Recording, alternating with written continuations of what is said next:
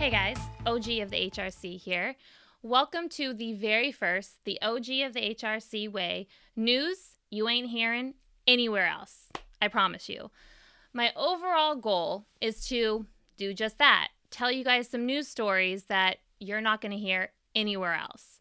Now, initially, my hope and my dream was to have a roundtable, a couple of friends to come and talk about these news stories.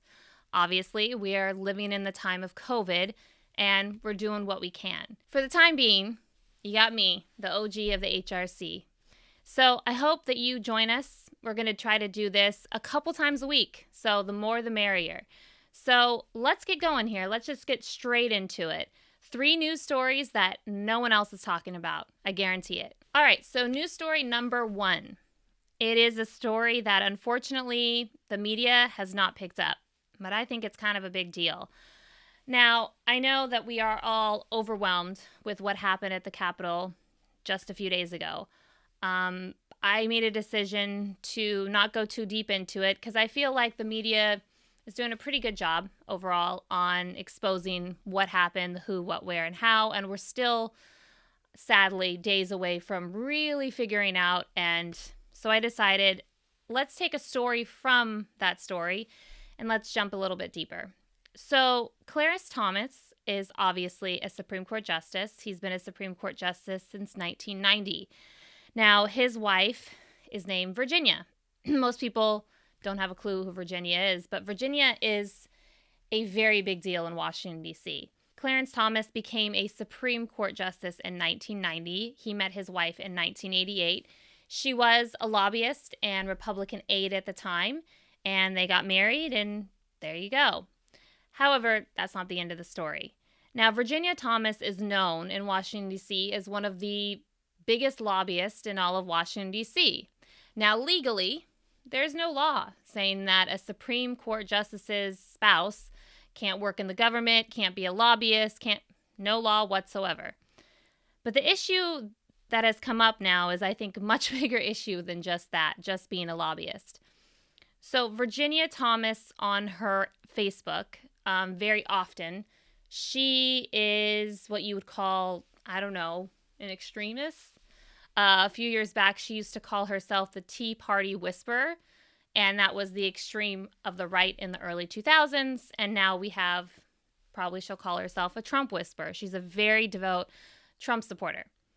Now, the issue here is that she decided to pay for 75 buses to get people to this rally turned domestic terrorist act. And it didn't stop there. As the rioting and the domestic terrorism was going on, she went on her Facebook in the midst of all this, as they were taking over the Capitol and as Nancy Pelosi and Mike Pence and all these senators and Congress members had to run for cover, literally and figuratively, she went on her Facebook and she said, "God bless you all," talking about these people.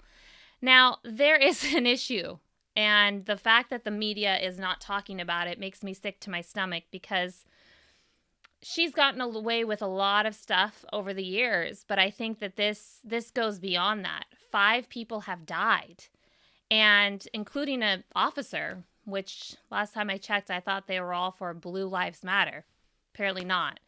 So the overall issue is, what happens if one of these cases makes it all the way to the Supreme Court? What if someone who was there rioting and domestic terror ends up in the court? How do we know that Justice Thomas is not influenced based on, once again, his wife's interference? Back in the 2010, I believe, it was the first time that Obamacare was coming up on a Supreme Court case. I know we've heard about 50 million Supreme Court cases on Obamacare, but this was one of the original ones. And his wife was a lobbyist. She actually runs one of the largest lobbyist firms in all of Washington, D.C. And 74 Democrats wrote a letter asking if Thomas could recuse himself because of his wife's outlandish statements about Obamacare. Now, he said, she doesn't affect me, blah, blah, blah. But there's an underlining issue here of overreaching, and now this has turned into a big real issue, not just a political issue, but a people are dead issue. And no one is talking about it. And the cherry on top is that magically her Facebook page, which she was very, very active on, has disappeared. No one can find anything. I tried when I was researching the story, I tried to find some of her back posts to get more information, but they're gone. Luckily, as all people do, everyone's Nancy Drew these days. They took screenshots, and I got a lot of screenshots of her outlandish things that she says.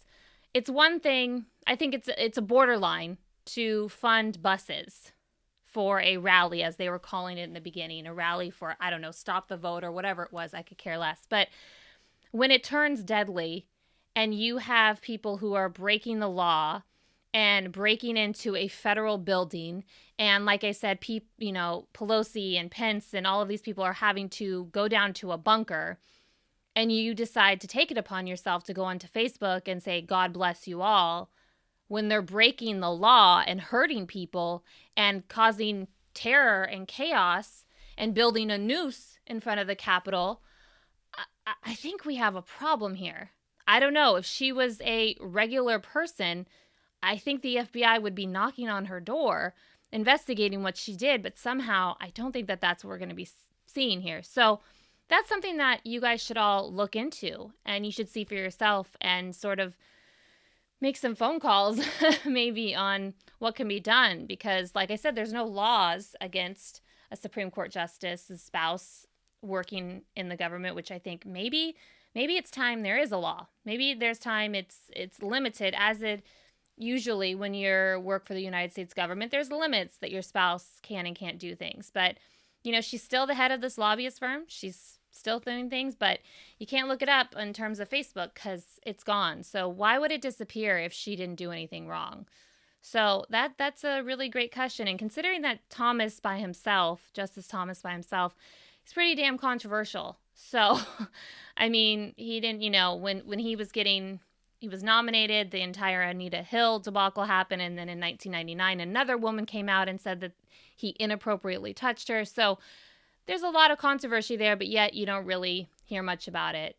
Maybe that's because, just like Thomas, there's not much coverage because he was always just Scalia's bitch boy, and he's never asked a single question in the Supreme Court. And so maybe that's why. I don't know, but I think there's something there, and I think that everyone should know about it, and I think that everyone should dig deeper and look into Virginia Thomas. You might be surprised.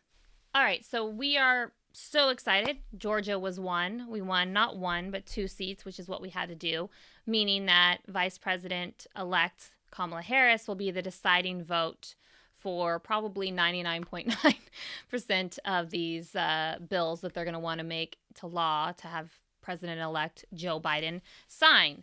Now, it's great. It's fantastic. It's wonderful. We are officially 50-50. In my opinion, I feel like we should have won the Senate back without Georgia, and Georgia should have been our bonus state. But that's not what I'm going to get into.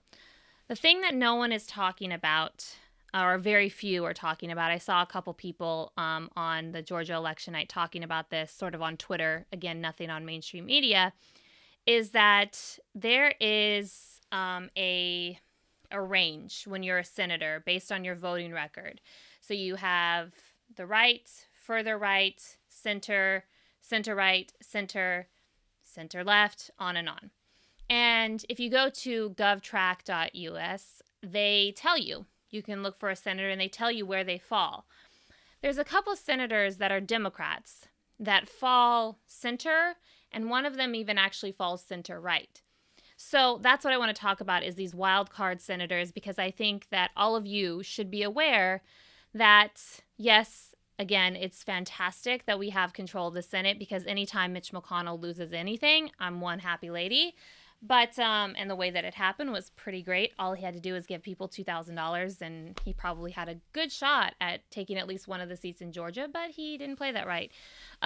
So I digress. But, so these wild card senators, basically I want to explain everyone's hopes versus everyone's reality, or what the reality should be. So these there's three senators that I really feel are going to be wild cards. Senator Joe Manchin of West Virginia. He considers himself a conservative Democrat. He's very, very popular in West Virginia, even though he's a Democrat, because he is that to the right, center-right Democrat. He actually is the former governor of West Virginia, and then he went on to be the senator. And he votes, like I said, to the center-right, and he's not for a lot of these, real left ideas. That's just not how he is, and that's also how he keeps winning, and he's able to stay on our side. He's also pro-life. However, he's not for Roe v. Wade being overturned. So things like that. And he's actually a really great senator to have on our side because he speaks blue collar person and it works, and he just keeps winning in his state. So it's a good thing to have him there. The other one is Senator Sinema from Arizona. She's the new girl on the block. She beat Martha McSally in 2018. No one really saw that coming, but Martha McSally is, as we've seen now, not the most popular person in Arizona. The governor put Martha McSally in 2 times, appointed her, and 2 times she's lost now. The thing is with Senator Sinema is when you look at her voting record thus far, she stays center, but you never really know. She is truly a wild card. You never know where she's going to go, and she's just starting. She was a congresswoman before she was a senator, and that voting record is the same sort of all over the place. And she was also in the state senate from Arizona, again, all over the place. At one point, she was the Green Party early on in her career, and now she's more to the right. So she's a wild card. And she kind of beats her own drum. When she was sworn in, she wasn't sworn in on a genuine Bible. She was sworn in on the Constitution and the Constitution of Arizona. She dresses more out there. Her hair, she's had pink hair. She's had blonde hair. She's a wild card. And she's not a big fan of Chuck Schumer. She made that known when she was running. She said actually in 2018 when she was running that she would not vote for Chuck Schumer as the minority or majority leader. So, there's some issues there. And then the third one is Senator Feinstein. If you guys follow me, you know I am a big Senator Feinstein fan. She is about as center as you can get. She's had a lot of bills successfully made into law that are still into law. She took on the NRA. She got semi-automatic weapons banned off of the market for 10 solid years. No other senator has been able to do that. She's fought for women's rights, gay rights, all that, but she is of the center. And the main reason she doesn't believe in partisan politics and believes truly in her soul in bipartisan politics is because she witnessed firsthand what partisan politics can do. Of course, of the assassination of Harvey Milk and the mayor of San Francisco, she was there when it happened. I mean, she literally put her hand in the bullet hole for Harvey Milk to try to save his life, and it didn't work. And she knew the guy who assassinated them, and that was pure partisan politics. She doesn't really talk about that ordeal very often, but one time she had said, I know what partisan politics looks like firsthand, and that's why I try night and day to always come together. So those are the 3 that I see sort of causing some issues. Now, like I said about Manchin, he is up for re-election in 2024, so it's enough time out that he doesn't really have to bother. A lot of times senators will make weird decisions to vote on things because they're up for re-election, and it could cost them the election or save them the election. Like I said a couple of minutes ago, Mitch McConnell, he could have potentially maybe saved one of his seats in Georgia and kept the majority if he would have just pushed through the Cash Act of $2,000, but he didn't. And he got played by a lot of people, including, I believe, in my opinion, Donald Trump and Nancy Pelosi. But so Manchin's not up for 2024. So he's not going to be pushed too much further left. So something like Chuck Schumer, he sort of dropped it a little bit now, but Chuck Schumer originally was saying that he wanted President-elect Biden, to erase student debt. I think it was like $10,000 worth of student debt. Now, Manchin, he won't go for something like that. because he is center right and because of who he works for. At the end of the day, everyone needs to remember that these senators work for their state. So they represent their state and for the good of their state. So, we lose one vote in this. We're one vote shy. I don't believe that we're going to get any Republicans to be on board with that. So that's something to keep in mind for people. It doesn't make him a bad guy. It makes him someone who's really good at knowing how to work with his constituents. And I think that that's something, this rare thing that you don't see anymore. Like I said, he leans more right. He considers himself a moderate conservative Democrat. Like I said, he started this really great group when he first came to the Senate in 2010 called No Labels. And it's a bipartisan group where they meet, I believe, monthly, and they try to work things out.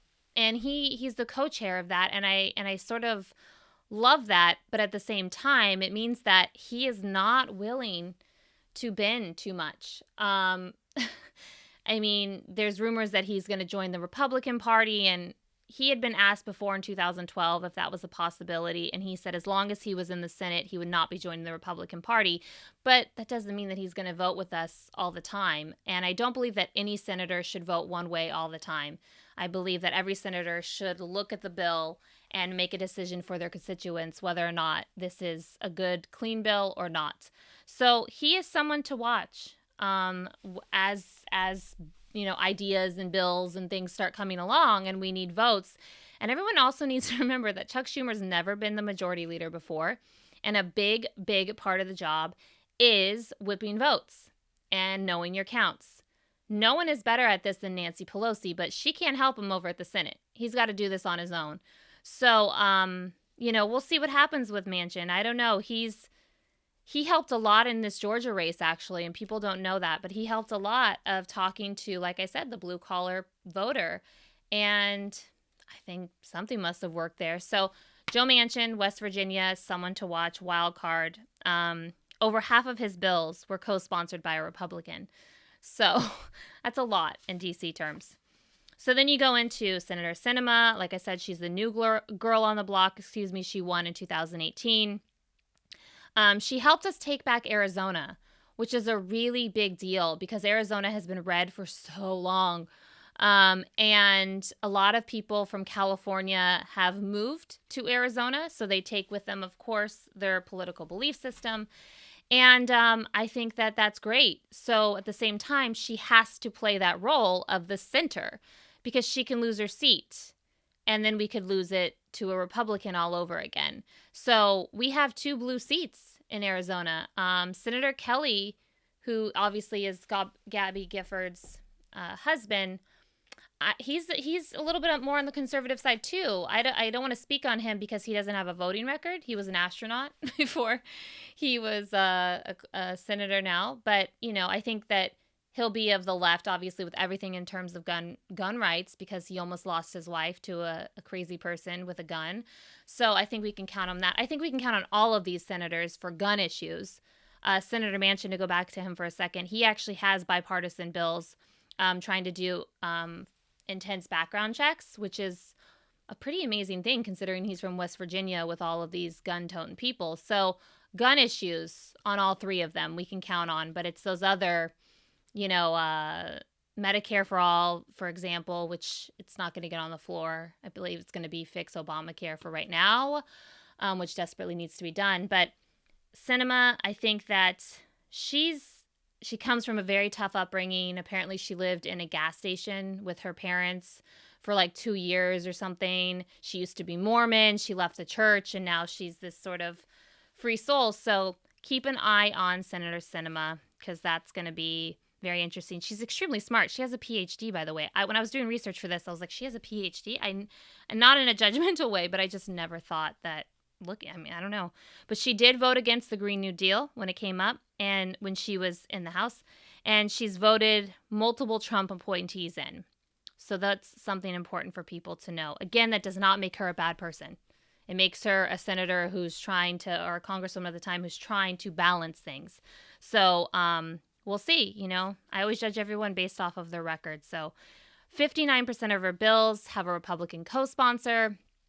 So she's obviously bipartisan, which is a good thing. But, my issue with Sinema is her beliefs to me kind of change based on the day. So we shall see. There was a State of the Union, the infamous one where Pelosi ripped the the speech. In Sinema, it's like the whole State of the Union is so ridiculous now, where they're all like the Republicans. If it's a Republican president, they stand up for everything, and the Democrats are like, no. So she stood up a couple times when Trump said things, and senators were, Democrats were looking at her like, what are you doing? And she didn't care. She doesn't care. She beats to her own drum. So she's going to be an interesting one to watch. And then, of course, my girl, Dianne Feinstein, the slow and steady, but always wins the race. She is important in terms of women's history. She was the first woman mayor of San Francisco, which is a very big deal. She was a mayor for 10 years. I have some uncles who spent a lot of time. I grew up in the Bay Area, so her name meant a lot. A big deal was her name and Pelosi's name were like, oh my gosh, such a big deal growing up. And that's probably why I love them so much. But, my uncles said that she's probably the best mayor of San Francisco. They felt safe and the city was clean, and she just was a really great mayor. And she's been a phenomenal senator. So she's been a senator since 1992. She's obviously the oldest senator. That's the whole big debacle, right? Now, here's my theory is that so she used to be the co-chair of the Judiciary Committee, and y'all know because y'all turned on her with the Amy Coney Barrett thing, which first and foremost, there was absolutely positively nothing she could do. And I mean that. Ever since Harry Reid changed, Majority Leader Harry Reid changed to the nuclear option where you no longer needed 60 votes to push through a justice, there was nothing that could be done to stop that. And the ridicule that she got for that and how she was forced to step down as co-chair when she was the first woman to ever do so, to ever co-chair that seat. And now she would be the judiciary chair, irks me to no other, because this whole thing of, oh, she's losing it and she can't remember things. And I watch a lot of C-SPAN, a lot. Like, I don't watch any other news or anything like that. I watch C-SPAN, and I watch these senators and how they interact. And I watched her one day, and they were there for a couple hours, actually. They were debating. I can't remember, they were debating. And I was watching her, and I was like, man, if I'm like that at 87 years old, I'm doing just fine. There's nothing wrong with her. What I think is going on is that Chuck Schumer wants her gone because she's a wild card and she's bipartisan and she's of the center and she can't be told what to do. And she does what she believes is the right thing no matter what. Like when the torture report came out and she was the chair of the Intel and Obama told her, do not release this information. Do not read it out loud. We do not want people to know that we were torturing, Al-Qaeda or Taliban or whatever we were at Guantanamo Bay. And she said, no, I have to do it. And she went against her own side, and she went on the floor, and she had support from some other women senators who stood behind her. And she read the report. And so that's what you're dealing with. So I think that's the actual issue that people have with Dianne Feinstein, is that you can't tell her what to do. And Chuck Schumer wants Gavin Newsom, who is the governor here in California, to replace her with someone like super, super liberal so he can be guaranteed that vote. But my money is always on Feinstein. She's outlived many, and I mean that figuratively. But, so we'll see what happens with that. I mean, she is 87, but I think, like I said, if I could be like that at 87, I'm doing just fine. So then there's another interesting fact that everyone seems to be talking about is these three wild cards on the Republican side. We have Senator Murkowski, Senator Collins, and Senator Romney. Let me just break it down real simple for everyone. Murkowski and Collins, I can't believe Collins still has a job. I'm sorry, I have to add that in because I cannot believe we did not take back Maine and didn't spend more money in Maine, Chuck Schumer. Anyways, Senator Murkowski of Alaska, she is Alaska royalty. Her father was governor. Her father was senator. She got the job because her father was senator. He passed away. She took over. She's kept it since. She voted against Kavanaugh. She was one of the only ones. Senator Feinstein actually convinced her to do that. But she's up for re-election in 2022, folks. And there is a really, really big rumor that Sarah Palin, yes, I know, Sarah Palin, is going to run against her and primary her. And you guys can all laugh and all of that because we notice how wackadoo this lady is. But Alaska is very proud of her. And they did not, they did give her the governor job after being a mayor of a very small town, and they loved her.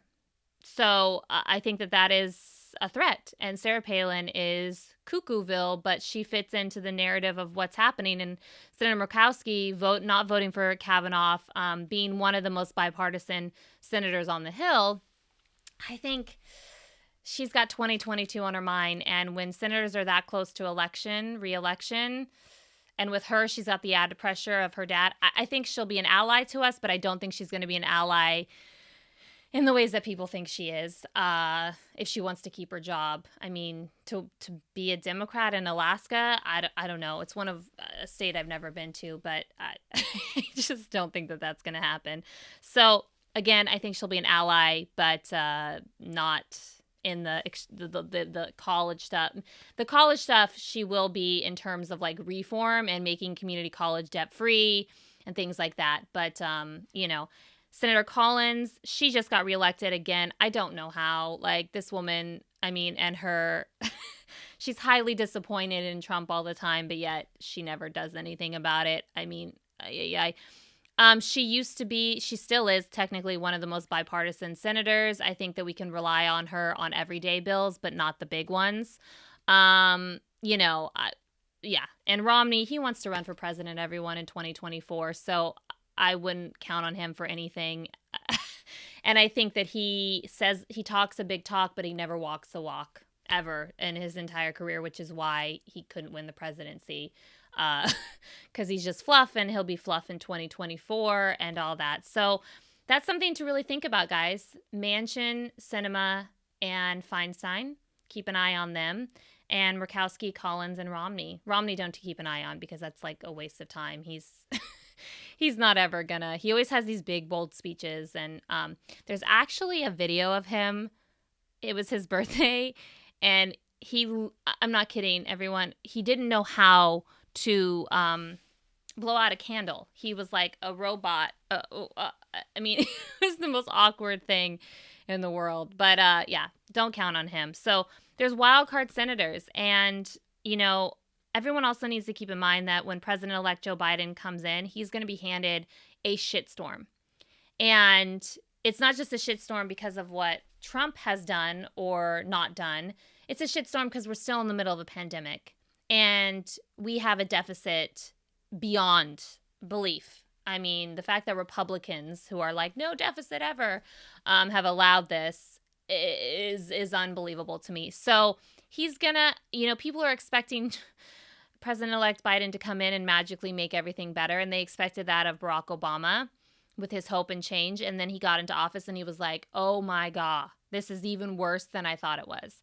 And that's sadly the same thing's going to happen with Biden. And he's going to have to focus on COVID 24/7. Everyone needs to also remember with these Senates is that how much are we going to add to our deficit? I mean, truthfully, like that's something Biden will overdo Trump's, tax cuts for the rich, but that takes some time to circulate back in. And, I think he'll push through the $2,000 right away, done. But it's going to be COVID, and trying to get an economy back in this country.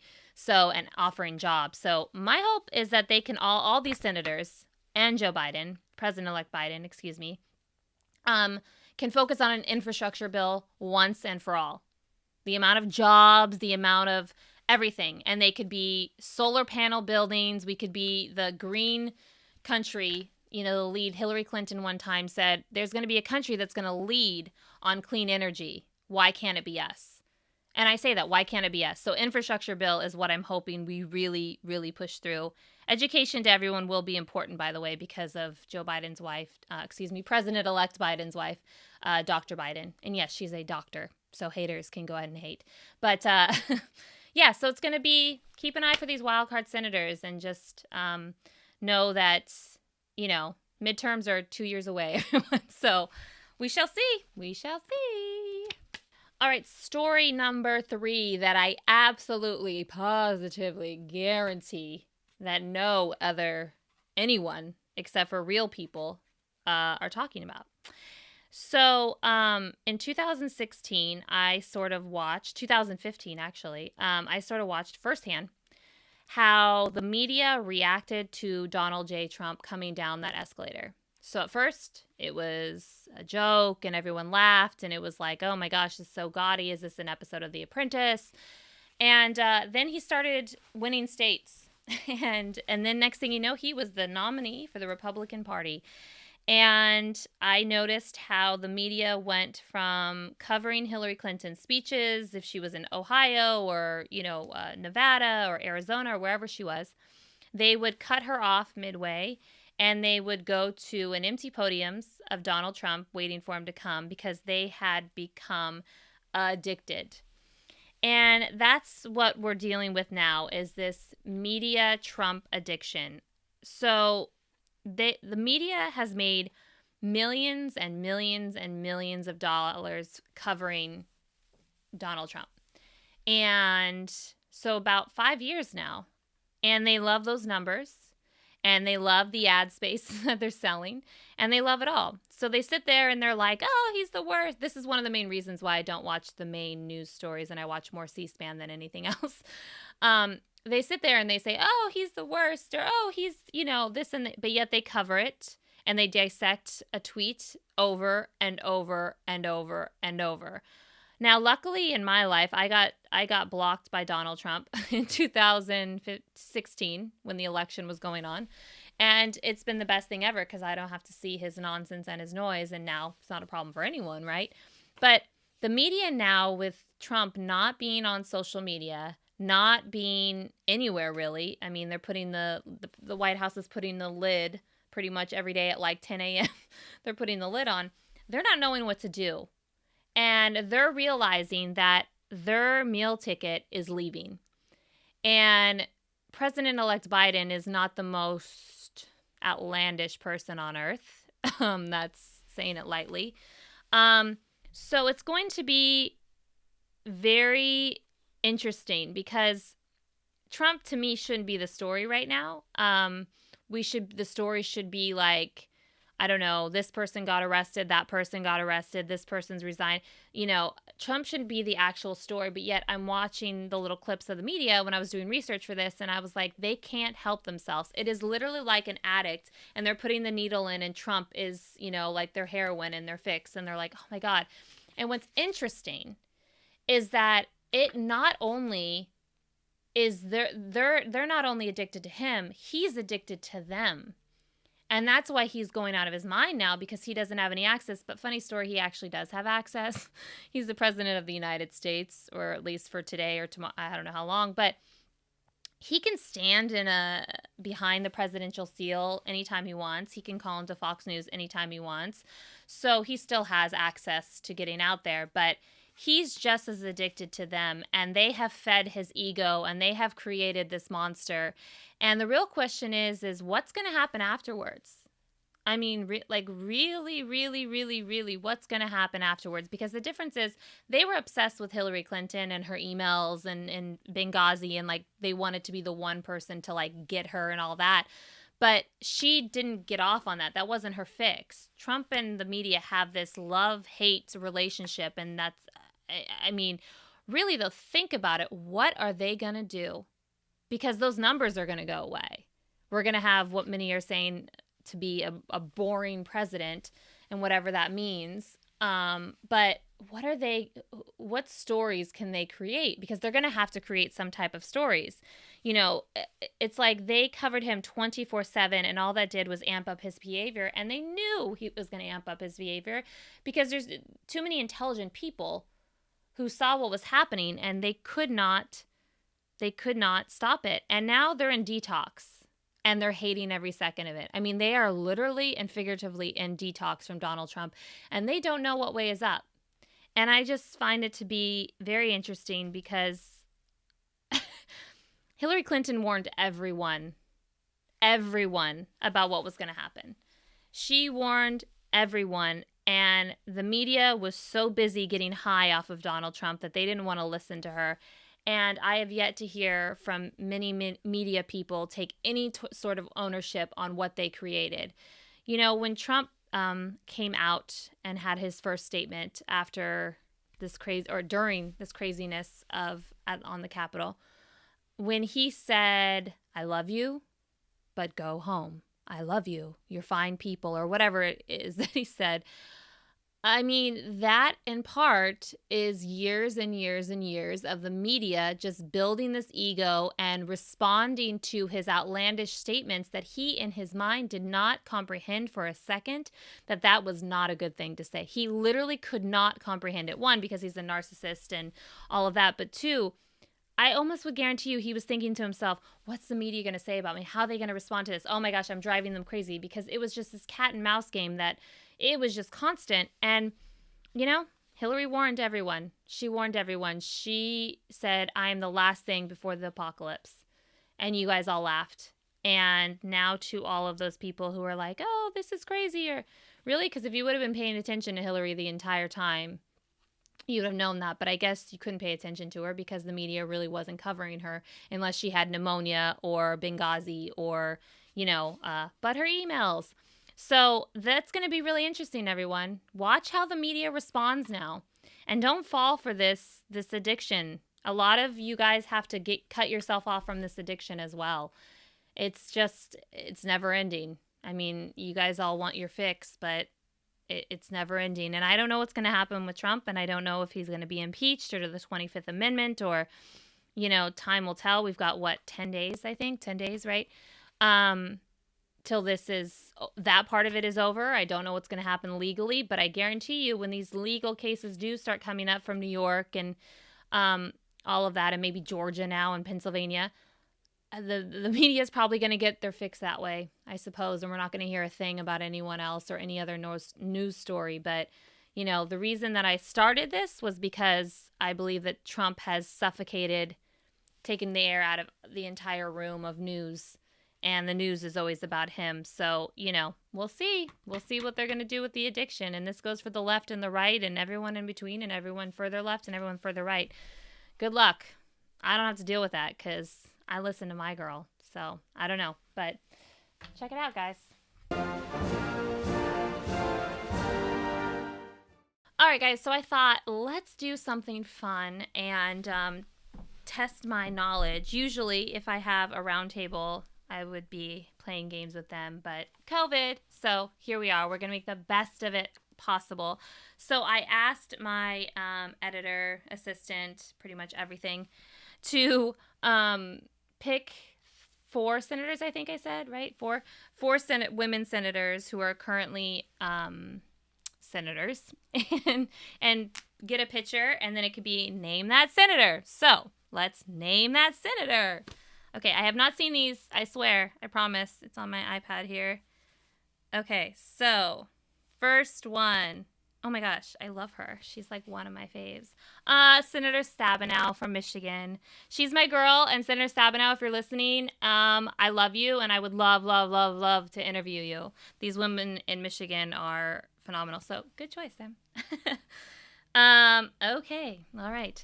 Next one is Joni Ernst of Iowa, another one that I thought, how did she win re-election? Because she just won re-election. But, yeah, that's Joni Ernst.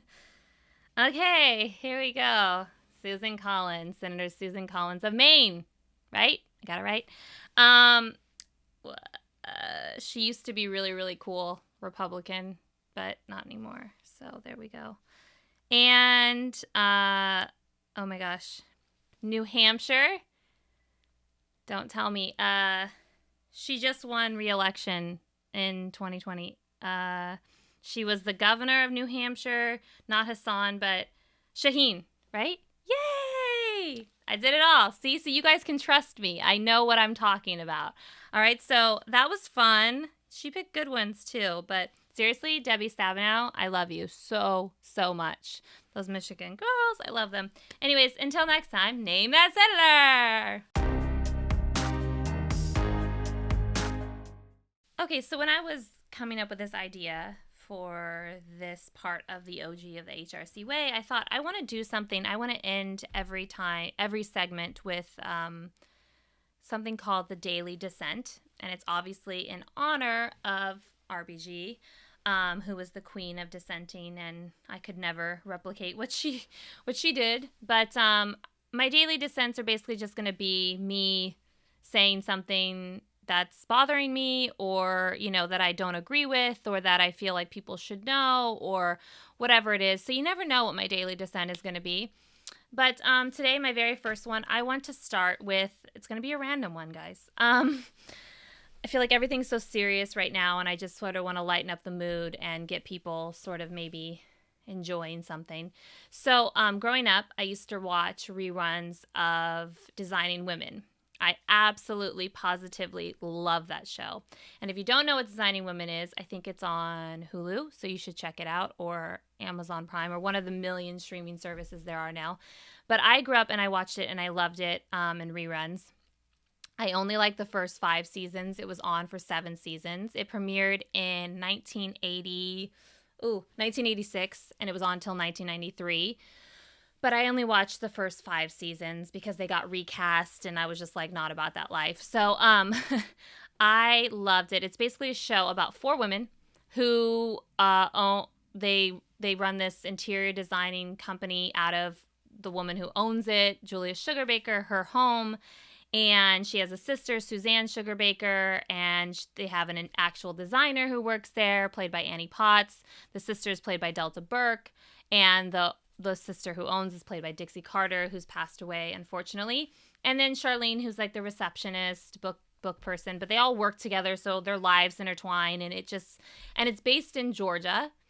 So they're based in Atlanta, so they all have these fabulous, like, mama Southern accents, the very, like, delicate Southern accents.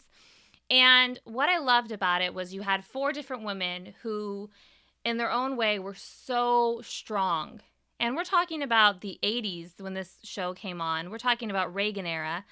And they just beat to their own drum. Julia Sugarbaker, who's played again by Dixie Carter, was the matriarch of the show. And she would always go on like these liberal rants about the injustices of the world. But she did it with her Southern accent, and she was stunning, and she just was so strong. And her sister was so opposite than her, Suzanne Sugarbaker, and she was a beauty queen. She was Miss Georgia, and but had a great heart. And Annie Potts' character was very shy, but when you pushed her to the edge, she'd go off. And Charlene was played by Jean Smart, like I said, and she was just sort of like naive because she was originally from Arkansas, and it just was phenomenal. And to be a young girl watching this show of these women who were living their truths at a time when, there were not a whole lot of women leads on shows like that was pretty remarkable. So much so that when I was a kid,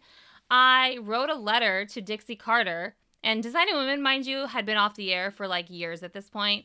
And I wrote her a letter, and I just told her how amazing I thought she was and how much of a role model to me she was. And you guys, she wrote me back, like literally wrote me a hand letter, like with beautiful cursive, as I would expect it to be. And she gave me an 8x10, and it said like, bless you, blah, blah, blah. And I was so excited. And I still have that letter at my parents' house, because I just want to say to everyone that this show, in the time period that it came on, women were starting to become their own. So we have 9 to 5, the movie with Jane Fonda, Dolly Parton, and Lily Tomlin, comes out in 1980. And then we have, like I said, Designing Women came out in 1986. The Golden Girls, which is all women cast, is 1985.